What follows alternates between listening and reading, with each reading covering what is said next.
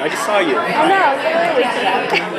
That was fun. Yes. I was really drunk and I said way too much. It was awesome. I got a great interview. Yeah, you did. I was like, oh, I read the thing. I was like, I read it because my assistant put it in front of me and she's like, I can't believe you said it. I can't believe you said it. She like highlighted it. Do not say that again.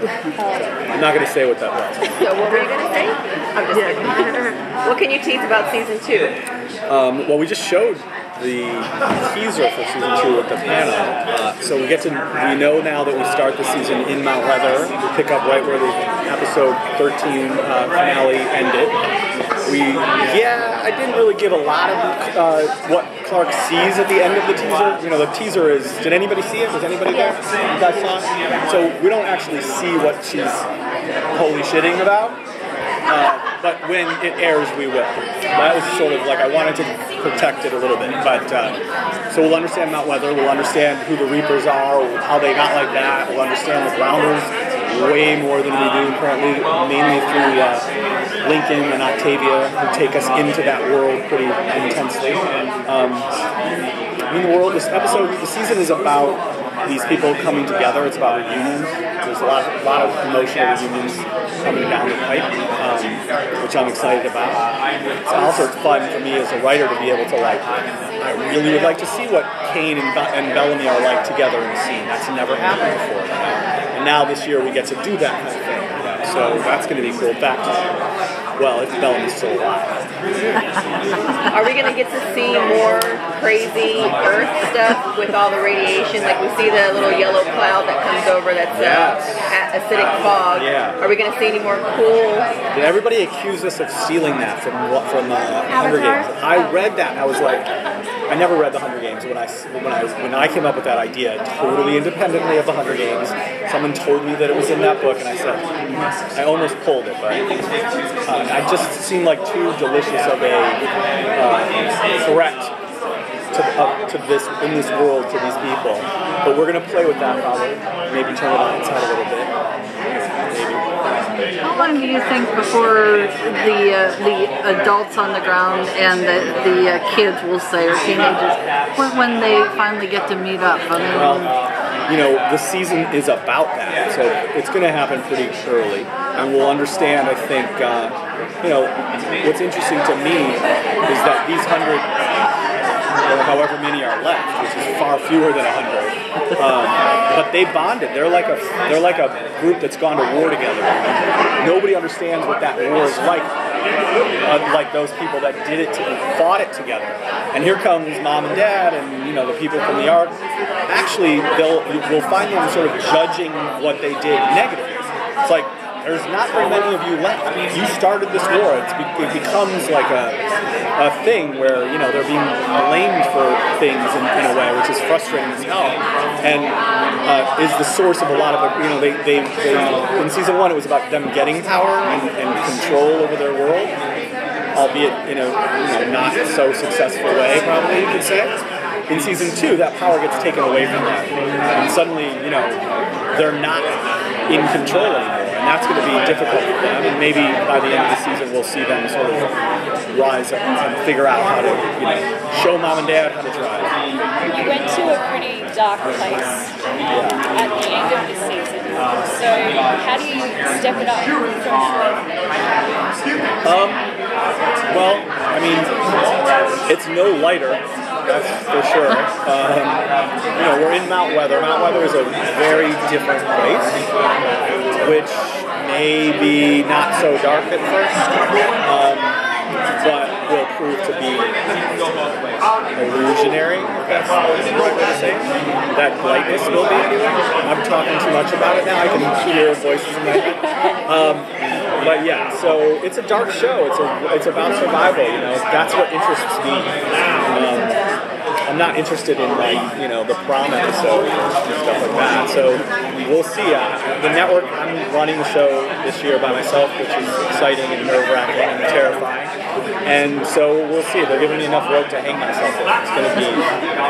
So far, by the way, I must say, 3 episodes in, I think it's way better than it was last year. So I didn't like the first 3 episodes that much. Romancing from TV After Dark, Erin. Oh my God, my friend. Nice to meet you. Nice to meet you. I love this girl's writing. I know. Love it. Well, I just wanted to touch a little bit that we You should know. have introduced yourself sooner. I know. I heard the Aussie accent and I was like, could that be? Yeah, we only have a limited Rookie. time, and I grabbed her from another panel. But we were looking at the changeover, that there's a lot of different writers now for this new season. Yeah. Given that the first two, I guess, writers that we love through this season, do you think there's going to be a huge impact now from the new writers versus season 1 to season 2? Well, it's a big turnover. I mean, the truth is, as a showrunner, you want writers that are going to take it all the way. You want to not have to, because it's an impossible job. There's too much to do. There's too many things to keep track of, and frankly, you don't want to write everything. And I didn't have to last year, obviously. But this year I brought in some people because I am a first-time showrunner that are really experienced. So I've got like 4 co-EPs who have run shows before, all of whom are really good writers. One writer that was on Battlestar Galactica for the whole run of the show, named Michael Angeli. Charlie Craig, who's run shows before. Bruce Miller has stayed with us. He's run shows before. So I think the staff got more mature, even though I'm less experienced. So, frankly, that's the thing I'm hoping. I'm hoping that's how it works out. That's on paper, that was my plan. Okay, and what about the sci? Oh, sorry, go ahead. Now, what you said about Jaha, so what can you tease It was special, isn't that what he kept saying? It's going to be special. It's going to be, the truth about Jaha is his character was done. Like, that story has run its course. He delivered his people to the ground. He's Moses, not getting to go into the promised land after delivering his people. And so it really took a lot of thought to come up with a way to restart that story, restart that character's journey. I'm not saying we did or we didn't. Isaiah's not saying whether we did or we didn't, but we did. And it's going to be, I think, really surprising. It's a journey, though. It's a journey that he's on. One of the cool things about the season is they're scattered. And that will, obviously, is the case with him, is in space. How long he's up there, whether he makes it down, we'll have to see. But one of the things about the season that I'm excited about is watching these intersecting. We've debated whether Wes is really dead or not. Whether who is really dead?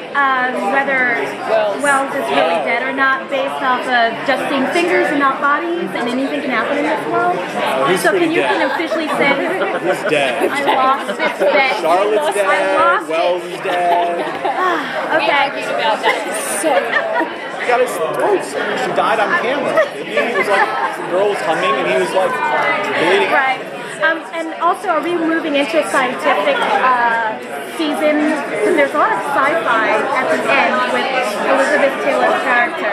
So do we see maybe progressing on that kind of? Well, Mount Weather obviously has a level of technology that we haven't experienced before, on the ground anyway. Obviously up there they did, but and so we'll explore that for sure. What can you say about real English? Oh, when Marie, have you guys talked to Marie yet? Not yet.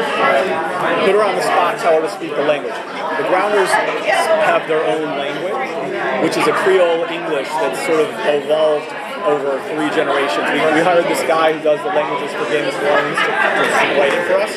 The reason we've heard some of them speak English is because English is the language of their enemy, and the warriors speak it because it's the language of their enemy. The only people we've heard speak are Anya, Lincoln, Tristan, all of whom are warriors. So when they go home, we're going to start to hear this thing. Lincoln is actually teaching Octavia how to speak it so that she can pass as one of them. So. Thank you so much. Cool. Thank you. Nice to see you. Are you guys going to the party? Someone? No? Yeah. All right. See you later.